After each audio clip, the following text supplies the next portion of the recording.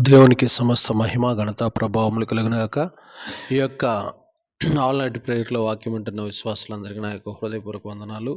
అలాగనే ఆన్లైన్లో వాక్యం వింటున్నటువంటి విశ్వాసులకు కూడా హృదయపూర్వక ప్రభు పేరిట వందనాలు తెలియజేస్తున్నాను. ఈరోజు మనం తెలుసుకోబోతున్న అంశం పేరు ఏంటంటే, దేవుని ఏర్పాటులో నువ్వు ఉన్నావా. మనం తెలుసుకోబోతున్న అంశం పేరు దేవుని ఏర్పాటులో నువ్వు ఉన్నావా. దేవుడు ఏర్పరచుకుంటేనే మనం సంఘంలో ఉంటాం. దేవుడు మనల్ని ఏర్పరచుకుంటేనే మనం దేవుని దగ్గరికి వస్తాం. దేవుని ఏర్పాటులో నీవు ఉన్నావా. టైటిల్ పేరు ఏం పేరు? దేవుని ఏర్పాటులో నీవు ఉన్నావా. దేవుడు పిలవకపోతే ఎవరు దేవుని సన్నిధికి రాలేరు. దేవుడు ఏర్పాటు చేసుకోకపోతే మనం యేసు ప్రభు వారి నామాన్ని ఉచ్చరించలేం. కాబట్టి మనం ఎవరి ఏర్పాటులో ఉన్నాం? దేవుని యొక్క ఏర్పాటులో ఉన్నాం. మనం బైబిల్ పట్టుకొని ఇంటిలో నుంచి మందిరానికి వస్తున్నామంటే మనం దేవుని యొక్క ఏర్పాటులో, దేవుని యొక్క పిలుపులో, దేవుని యొక్క సంకల్పంలో, దేవుని యొక్క ఉద్దేశంలో ఉన్నాం. లేకపోతే మన నోటితోటి సాతాను ఏం పలికిస్తాడంటే, లోకంలో ఉన్న దేవతల పేర్లు, విగ్రహారాధన, లోకంలో ఉన్నటువంటి పనులన్నీ మనతోటి చేయించి దేవుని ఏర్పాటు మనకి లేకుండా ఉన్నందున మన మీద వాడి అజమాయిషి, వాడి యొక్క పెత్తనం, వాడి యొక్క రాజకీయం మన మీద పనిచేసేటట్లు చేస్తాడు. ఎప్పుడైతే మనం దేవుని ఏర్పాటులో ఉన్నామన్న సంగతి దేవుడికి తెలుసు కాబట్టి సాతాను మనల్ని ఏమీ చేయలేక వాడు ఓడిపోతున్నాడు. ఆమేన్. దేవునికి మహిమ ఘనత ప్రభావం. అసలు మరి మనల్ని దేవుడు ఎందుకు ఏర్పరచుకున్నాడు, దేవుడు మనల్ని ఎందుకు ఏర్పాటు చేసుకున్నాడు అనే అంశాన్ని మనం చాలా జాగ్రత్తగా వింటే ఒక్కొక్క వ్యక్తి జీవితంలోంచి దేవుని ఏర్పాటులో ఉన్న ఆంతర్యం మనకు అర్థమైపోను గాక. నిర్గమాకాండం 31 అధ్యాయము 2 నుంచి 5 వచనాలు చదువుకుందాం. నిర్గమాకాండము 31 అధ్యాయము 2 నుంచి 5 వచనాలు. నేను యూదా గోత్రంలో హూరు మనవుడును ఊరు కుమారుడనైన బెసలేలు అను పేరు గల వారిని పిలిచి తిని, విచిత్రమైన పనులను కల్పించుటకును, బంగారుతోనూ వెండితోనూ ఇత్తడితోనూ పని చేయుటకును, పొదుగుటకై రత్నములను సానబెట్టుటకును, కర్ర కోసి చెక్కుటకును, సమస్త విధములైన పనులను చేయుటకును, జ్ఞాన విద్య వివేకములను సమస్తమైన పనుల నేర్పును వానికి కలుగునట్లు వానిని దేవుని ఆత్మపూర్ణునిగా చేసి ఉన్నాను. ఆమేన్. మరియు నేను దాను గోత్రములోని సామాను కుమారుడైన అహోలీయాబును అతనికి తోడుగా చేసి తిని, నేను నీకు ఆజ్ఞాపించినవన్నీ చేయనట్లు జ్ఞాన హృదయులందరూ హృదయములలో జ్ఞానమును ఉంచి ఉన్నాను. ఆమేన్. దేవునికి మహిమ ఘనత ప్రభావములు కలుగును గాక. బెసలేలుని హూరు మనముడను ఊరు కుమారుడైన బెసలేలు అని పేరు గల వారిని పిలిచి తిని అన్నాడు. ఎందుకు బెసలేలుని దేవుడు ఏర్పాటు చేసుకున్నాడంటే, దేవుని మందిర పరిచర్య చేయటం కోసం, దేవుని ఉపకరణాల పని చేయటం కోసం దేవుడు అతన్ని ఏర్పాటు చేసుకున్నట్లు మనం బైబిల్లో చూస్తున్నాం. దేవునికి సమస్త మహిమ ఘనత ప్రభావములు కలుగునాక. నిన్నెందుకు ఏర్పాటు చేసుకున్నాడు? నిన్నెందుకు ఏర్పాటు చేసుకున్నాడంటే, మన కోసము దేవుడు కొన్ని పనులు దాచిపెట్టాడు. ఆ పనులు చేయటం కోసం దేవుడు మనల్ని ఏర్పాటు చేసుకున్నాడు. ఆమేన్. మన ద్వారా అనేక దెయ్యాలు ఎల్లగొట్టబడాలని, మన ద్వారా అనేక మంది మాంత్రికులు ఓడించబడాలని, మన ద్వారా వందలు వేలు లక్షల కోట్ల మంది ప్రజలు రక్షణలోకి రావాలని దేవుని యొక్క ఏర్పాటు పరలోకంలో మన మీద ఉన్నది. ఆమేన్. దేవునికి సమస్త మహిమ కలుగును గాక. ఎవ్వరు సుమారు 40 లక్షల మంది ప్రజలుంటే వాళ్ళందరిలో ఇద్దరినే ఏర్పాటు చేసుకున్నాడు. ఏ పని చేయటం కోసం? ప్రత్యక్షపు గుడారపు పనిని, చెక్కడపు పనిని శిల్పకారులుగా ఇద్దరిని మాత్రమే దేవుడు ఏర్పాటు చేసుకున్నాడు. ఒకళ్ళు బెసలేలు, రెండో వాళ్ళ పేరేం పేరు? అహోలీయాబు. అర్థమవుతుందా? వారిద్దరిని ఏర్పాటు చేసుకుని వారిద్దరి ద్వారా పని జరిగించినట్లు మనం చూస్తున్నాం. ఏర్పాటు చూడండి, అక్కడ దేవుని పనిని చేయటం కోసము ఏర్పరచుకున్నాడు. మనం ఆ పనే చేయాలి, ఇక ఏ పని కూడా మనము చేయకూడదు. మనల్ని అడుగుతూ ఉంటారు, మీరు దేవుని నమ్ముకున్నారు కదా, మీ సొంత చేతులతో ఉద్యోగాలు చేసుకుంటూ మీరు మందిరాలు కట్టుకోవచ్చు కదా, మీ పని మీరు చేసుకోవచ్చు కదా, మీ పని మీరు చేసుకుంటూ అవి చేయొచ్చు కదా అని మనల్ని ప్రశ్నలు వేస్తారు. కానీ మనం ఏ పని చేయాలి? దేవుని పని తప్ప లోకంలో ఏ పని చేసినా మనం దేవుని ఏర్పాటును కోల్పోతాం. దేవుని అభిషేకాన్ని కోల్పోతాం. దేవుడు మనకిచ్చిన పని విలువను మనం కోల్పోతాం. కాబట్టి మనం ఏం పని చేయాలంటే, దేవుడు ఏ పని అయితే మనకి చెప్పాడో ఆ పనిని మనం చేయాలి. ఉజ్జా అనే ఒక వ్యక్తి బైబిల్లో ఉంటాడు. అతనికి దేవుడు పని చెప్పకపోయినా మందసాన్ని మోయమని అతనికి చెప్పలా. కానీ ఆయన మందసం మోయటానికి ఉవ్విళ్ళు ఉడతాడు. దాన్ని పట్టుకోవటానికి ప్రయత్నం చేస్తాడు. ఉజ్జా మధ్యలోనే చనిపోతాడు. అర్థమవుతుందా?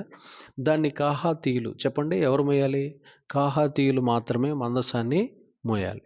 అలా వారు మోయకుండా ఎడ్ల బండి మీద అది మోస్తున్నందున, అది జారి కింద పడ్డందున, అలా మనుషుల చేత మోయబడకుండా పశువుల చేత మోయబడినందున దేవుడి కోపము అక్కడ వ్యక్తి మీదకి వస్తే ఆ వ్యక్తి మధ్యలో చనిపోయాడు. చూడండి, దేవుడు మనకు అప్పగించిన పని ఏదైతే ఏర్పాటు చేశాడో ఆ పని మనం చేయాలి. వేరే పని మీద మనం దృష్టి పెట్టకూడదు. నాకు సేవనిచ్చాడు, మీకు ఏదైనా ఏ విషయంలో అయితే పిలుపునిచ్చాడో ఆ విషయాల మీద. ఇప్పుడు నన్ను మంత్రశక్తులు, దయ్యాలు, రోగాలు వాటి మీద ప్రార్థన చేసి విడిపించమని చెప్పాడు. నేను ట్రాక్ తప్పి పెళ్ళిళ్ళు చేయటం, పిల్లలకి అది స్కూళ్ళు పెట్టడం, అవి చెప్పటం చేసినాం అనుకో, దేవుడు మనకు అప్పగించిన పనిని సాతాను ఏం చేసినట్టు? తప్పించినట్లు, దారి మళ్ళించినట్లు. కాబట్టి అలాంటి తప్పుడు పనులు చేయకుండా దేవుడు మనకి ఇచ్చిన దర్శనంలో అంతము వరకు నడుచుకుని ముందుకెళ్ళదాము గాక. ఆ తర్వాత చూద్దాం, తిమోతికి రాసిన మొదటి పత్రిక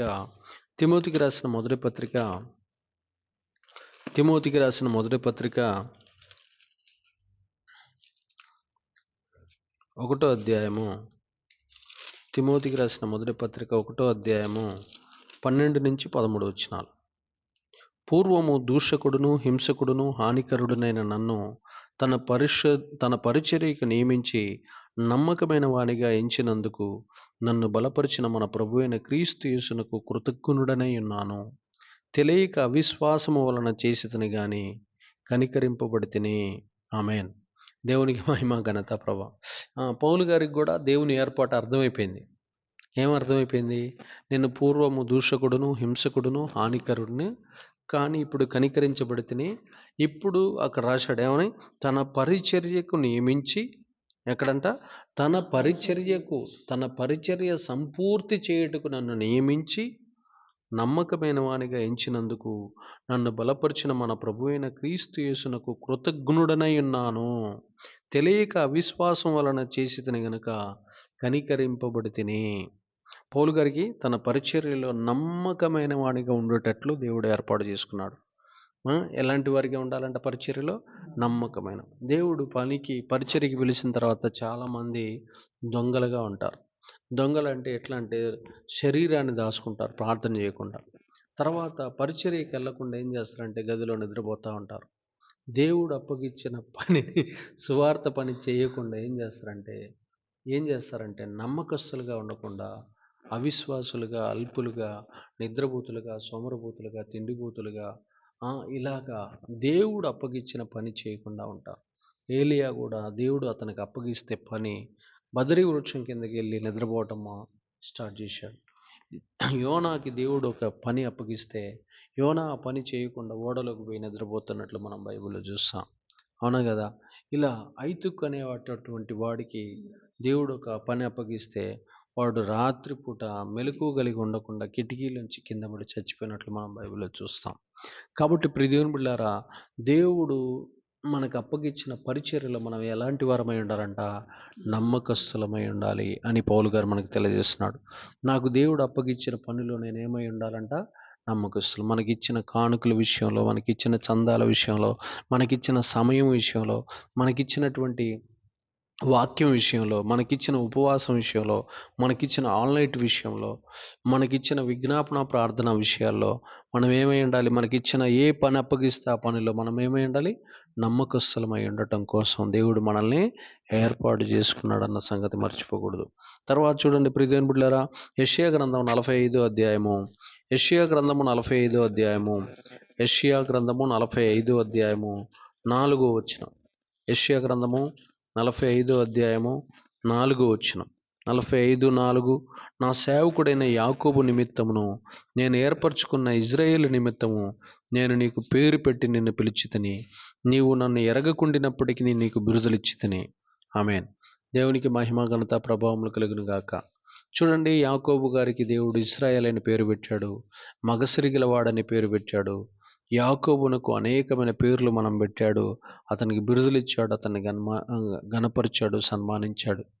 అక్కడ యాకోబును దేవుడు ఎందుకు ఏర్పాటు చేసుకున్నాడు అంటే, ఈ లోకంలో అనేక జాతులు వారున్నారు, ఆ జాతుల్లో కలవకుండా ప్రత్యేకమైన జాతిగా ఉండటం కోసం యాకోబు గారిని దేవుడు ఏర్పాటు చేసుకున్నాడు. చెప్పండి, ఎలా ఉండాలి? ప్రత్యేకమైన జాతిగా, ప్రత్యేకత, గట్టిగా చెప్పండి, ప్రత్యేకమైన జాతిగా ఉండటం కోసం యాకోబు గారిని దేవుడు ఏర్పాటు చేసుకున్నట్లు మనం బైబిల్లో చూస్తున్నాం. మన మాటలు ప్రత్యేకంగా ఉండాలి, మన నడక ప్రత్యేకంగా ఉండాలి, మన ఆలోచనలు ప్రత్యేకంగా ఉండాలి, మన చూపులు ప్రత్యేకంగా ఉండాలి, మన వస్త్రాలు ప్రత్యేకంగా ఉండాలి, మన యొక్క నడవడిక మొత్తం ప్రవర్తన అంతా కూడా ఎలా ఉండాలి? ప్రత్యేకంగా ఉండాలి. లోకంలో త్రాగుబోతులు, తిరుగుబోతులు, వ్యభిచారులు, దొంగలు, అబద్ధికులు, మత్తు పదార్థాలు, అల్లరితో కూడిన ఆటపాటలు, వీటితో సహవాసం చేసేవాళ్ళు చాలామంది ఉంటారు. కానీ మనల్ని దేవుడు యాకోబులాగా, దేవుడు ఏమని చెప్తున్నాడు యాకోబుకి? నీవు లోకములో ఉన్న లోకస్తుల వలె జీవించకుండా నా కోసం ప్రత్యేకంగా జీవించాలి, నా ఆజ్ఞలు పాటించాలి, నా కట్టడలను పాటించాలి, నా విధులను పాటించాలి, నా నియమ నిబంధనలను నువ్వు పాటిస్తే అప్పుడు నువ్వు నాకేమితావు?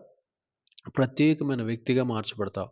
నువ్వు వాటిని పాటించటం వల్ల నేను అనేకమైన బిరుదులు, బహుమానాలు, కిరీటాలు, అధికారాలు, సింహాసనాలు నీకు ఇచ్చేదను గాక. కాబట్టి యాకోబు గారు ఏం చేశాడంటే, తన జీవితం మొత్తం మీద ప్రత్యేకంగా జీవించటం కోసం ఇష్టపడ్డాడు. తన ప్రజలందరినీ కూడా మన దేవుడు మనకి ఏది చెప్తే అలాగనే బతకండి అయ్యా అని చెప్పాడు. దేవునికి స్తోత్రం, హల్లెలూయా. తర్వాత మనం కీర్తనల గ్రంథము 78వ అధ్యాయము, కీర్తనల గ్రంథము 78వ అధ్యాయము 70 నుంచి చూద్దాం. కీర్తనల గ్రంథము 78వ అధ్యాయము 70 నుంచి చూడండి, 70 నుంచి 72. తన దాసుడైన దావీదును కోరుకొని గొర్రెల దొడ్డిలో నుండి అతన్ని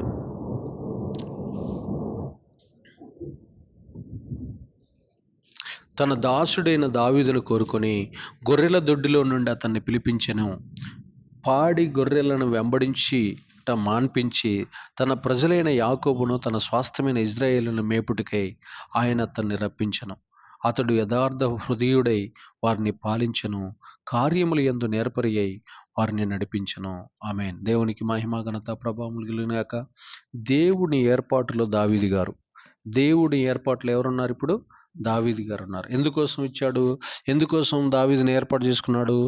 దావీదు తన ప్రజలను పరిపాలించడం కోసం ఒక సింహాసనం ఇచ్చటం కోసం ఎవరిని ఏర్పాటు చేసుకున్నాడు? దావీదు గారిని ఏర్పాటు చేసుకున్నాడు. మన కోసం కూడా అనేక రకాలైన సింహాసనాలు ఎదురు చూచును గాక. ఆమేన్, ఆమేన్. మన కోసం కూడా అనేక రకాలైన సింహాసనాలు ఎదురు చూచును గాక. మనం ఎంత ఆత్మీయులమైతే, మనం ఎంత యథార్థ హృదయులమైతే, మనం దేవునికి ఎంత ఇష్టానుసారులమైతే, దేవుడు మన కోసం ఏం ఏర్పాటు చేస్తాడు? సింహాసనాలను ఏర్పాటు చేస్తాడు. తన ప్రజలందరినీ పరిపాలించడం కోసం మనల్ని ఒక ఆత్మీయుడిగా, ఒక యథార్థవంతుడిగా, ఒక దేవునికి ఇష్టానుసరుడిగా మనల్ని దేవుడు మార్చుకొనును గాక. దేవుని యొక్క ఏర్పాట్లు ఎవరున్నారు? దావీదు గారు ఉన్నారు. తన ప్రజలను పరిపాలించటానికి, తన ప్రజలను మేర్పటానికి, తన ప్రజలకి పరిపాలించే నాయకుడిగా అతని కోసం దేవుడు ఏమి ఏర్పాటు చేశాడు? ఒక సింహాసనాన్ని ఏర్పాటు చేశాడు. దేవునికి సమస్త మహిమ, ఘనత, ప్రభావములు కలుగును. యెషయా గ్రంథము 51:2. యెషయా గ్రంథము 51:2. యెషయా గ్రంథము 51వ అధ్యాయము 2వ వచనం. మీ తండ్రి అయిన అబ్రహాము సంగతి ఆలోచించుడి, మిమ్మును కనిన శారాను ఆలోచించుడి. అతడు ఒంటరి ఉండగా నేను అతన్ని పిలిచి తిని, అతనిని ఆశీర్వదించి అతనిని పెక్కుమంది ఎగినట్లు చేసి తిని. ఆమేన్. దేవునికి అక్కడ మళ్ళీ ఒకసారి చదవండి. మీ తండ్రి అయిన అబ్రహాము సంగతి ఆలోచించుడి, మిమ్మును కనిన శారాయిని ఆలోచించుడి. అతడు ఒంటరి అయి ఉండగా నేను అతన్ని పిలిచి తిని, అతనిని ఆశీర్వదించి అతనిని పెక్కుమంది ఎగునట్లు చేసి తిని. దేవునికి మహిమ. అబ్రహాము గారిని దేవుడు ఎందుకు పిలిచాడు? ఆశీర్వదించడానికి పిలిచాడు. అబ్రహాము గారి ఎడల దేవుని ఏర్పాటు ఏమైనది? అబ్రహాము గారి ఎడల దేవుని యొక్క ఏర్పాటు ఏమైనది? ఆశీర్వదించాలి. ఒంటరిగా ఉన్నవాడిని వందల, వేల, లక్షల, కోట్ల మందిగా మార్చాలని దేవుని యొక్క ఏర్పాటు అయినది. అలా మార్చాడా? మార్చలేదా? అలా మార్చాడు. అబ్రహాము గారిని దేవుడు ఎందుకు ఏర్పాటు చేసుకున్నాడంటే అనేక జనములకు ఆశీర్వాదకరంగా ఉండటం కోసం అబ్రహాము గారిని దేవుడు ఏర్పాటు చేసుకున్నాడు. అపోస్తుల కార్యములు 1:8 చూడండి. అపోస్తుల కార్యములు 1 అపోస్తులని దేవుడు ఎందుకు ఏర్పాటు చేసుకున్నాడో మనకు అర్థమవుతుంది. అపోస్తుల కార్యములు 1:8 ఆయనను పరిశుద్ధాత్మ మీ మీదకి వచ్చినప్పుడు మీరు శక్తి నొందెదరు గనక మీరు యెరూషలేములోను యూదయ సమరయ దేశములు ఎందంతటను భూదిగంతముల వరకును నాకు సాక్షులైందరని వారితో చెప్పాను. భూదిగంతాల వరకు సాక్షులుగా ఉండటం కోసం అక్కడ ఉన్నటువంటి 120 మంది మేడగదిలో ఉన్న 120 మందిని దేవుడు ఏర్పాటు చేసుకున్నట్లు, వారిలో 12 మంది అపోస్తులను దేవుడు ఏర్పాటు చేసుకున్నట్లు మనం బైబిల్లో చూస్తున్నాం. దేవుడు ఎందుకు ఏర్పాటు చేసుకున్నాడు వారిని? ఎందుకంట భూదిగంతములు. ఎక్కడ దాకంట? యూదయ సమరయ గలిలయ భూదిగంతముల ఇంకా భూదిగంతముల వరకు నాకు సాక్షుల ఇద్దరని యెరూషలేములోను యూదయ సమరయ దేశముల ఎందంతటను భూదిగంతముల వరకు నాకు సాక్షుల ఇద్దరని వారితో చెప్పాను. ఆమేన్. అంటే భూమి అంచు, మనం ఎక్కడ ఏ ప్రయాణంలో సైకిల్ మీద పోతున్నా, బైక్ మీద పోతున్నా, కారులో పోతున్నా, విమానంలో పోతున్నా, బస్సులో పోతున్నా, ట్రైన్లో పోతున్నా, ఎక్కడ పోతున్నా సరే మనం భూదిగంతముల వరకు ఎటు వెళ్తున్నా సరే మనం ఏం చెప్పాలంట? సువార్త చెప్పడం కోసం దేవుడు మనల్ని ఏర్పాటు చేసుకున్నాడు. సువార్త చెప్పే విషయంలో సిగ్గుపడకూడదు. మనల్ని ఎందుకు ఏర్పాటు చేసుకున్నాడో మనం కనిపెట్టుకుని ఉండాలి. నేను ఫలానా ఊరికి పోయే చెబుతానని మధ్యలో జనాలు పరిచయం అయితే వారితో మాట్లాడకుండా ఉండకూడదు. ఎక్కడ ఎవరు పరిచయమైనా వారికి ఏం చెప్పాలి? దేవుని సువార్త చెప్పుకుంటూ భూదిగంతాల వరకు వెళ్ళాలి. నాకు ఆ భాష రాదు, నాకు ఈ భాష రాదు, నాకు అది రాదు ఇది రాదు అని సాకులు చెప్పకూడదు. దేవుడు నిన్ను ఎందుకు ఏర్పాటు చేసుకున్నాడు? భూదిగంతముల వరకు నువ్వు ఆయనకి సాక్షిగా సువార్త చెప్పడం కోసం ఏర్పాటు చేసుకున్నాడు. ఇంకా మనం లాస్ట్గా బైబిల్లో ఒక మాట చదువుకుందాం. మత్తయి సువార్త 2:15 వచ్చింది. మత్తయి సువార్త 2:15 మత్తయి సువార్త 2:15 ఒకసారి మనం చూస్తే మత్తయి సువార్త 2:15 మత్తయి సువార్త 2:15 మత్తయి సువార్త 2:15 ఒకసారి మనం చూస్తే ఎక్కడ రాయబడిన మాట, అప్పుడతడు లేచి రాత్రివేళ శిశువును తల్లిని తోడుకొని ఐగుప్తునికి వెళ్ళి ఐగుప్తులో నుండి నా కుమారుణ్ణి పిలిచితిని అని ప్రవక్త ద్వారా ప్రభువు సెలవిచ్చిన మాట నెరవేర్చబడినట్లు హేరోదు మరణం వరకు అక్కడ నుండెను. దేవునికి మహిమ ఘనత ప్రభావం కలిగిన గాక. యేసు ప్రభు వారిని దేవుడు ఎందుకు ఏర్పాటు చేసుకున్నాడా అంటే లోక రక్షణ కొరకు. చెప్పండి. లోకాన్ని రక్షించే ఒక వ్యక్తి ఉండాలి. ఆ వ్యక్తి పేరే నజరేయుడైన యేసు ప్రభువారు. ఆ వ్యక్తిని చంపడానికి హేరోదు అనేక మంది కుట్రలు కుతంత్రాలు చేశారు. కానీ వారి చేతుల్లో పడకుండా దేవుడు ఏం చేశాడు?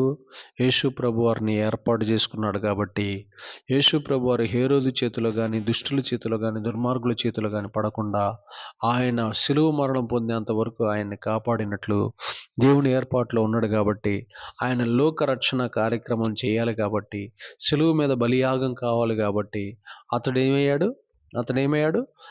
అప్పటి వరకు దేవుడు అతన్ని కాపాడినట్లు మనం బైబిల్లో చూస్తాం. కాబట్టి ప్రియ దేవుని బిడ్డలారా, మరలా గుర్తుపెట్టుకోండి, యేసు ప్రభువారిని తండ్రి అయిన దేవుడు ఎందుకు ఏర్పాటు చేశాడంటే లోకంలో ఉన్న సర్వ మానవాల్ని రక్షించడం కోసం, అతని ద్వారా రక్షణ పాత్ర అందించడం కోసం యేసు ప్రభువారిని లోక రక్షకుడిగా ఏర్పాటు చేసుకున్నట్లు మనం బైబిల్లో చూస్తున్నాం. కాబట్టి ఇలా ఒక్కొక్కరి ఎడల దేవుని యొక్క ఏర్పాటు ఉంది. ఆ ఏర్పాటులోనికి మనం కూడా వచ్చేదాం గాక. మన ఎడలో ఉన్న ఏర్పాటు ఏంటంటే సర్వలోకానికి వెళ్ళి సర్వసృష్టికి మనము సువార్తను ప్రకటించాలి. దేవుడు మనకిచ్చిన వరములను వాడి దేవుని సంఘాలను స్థాపించాలి. దేవుడి మాటలను దీవించి స్థిరపరచు వర్ధిల్లింప చేయను గాక. ఆమేన్.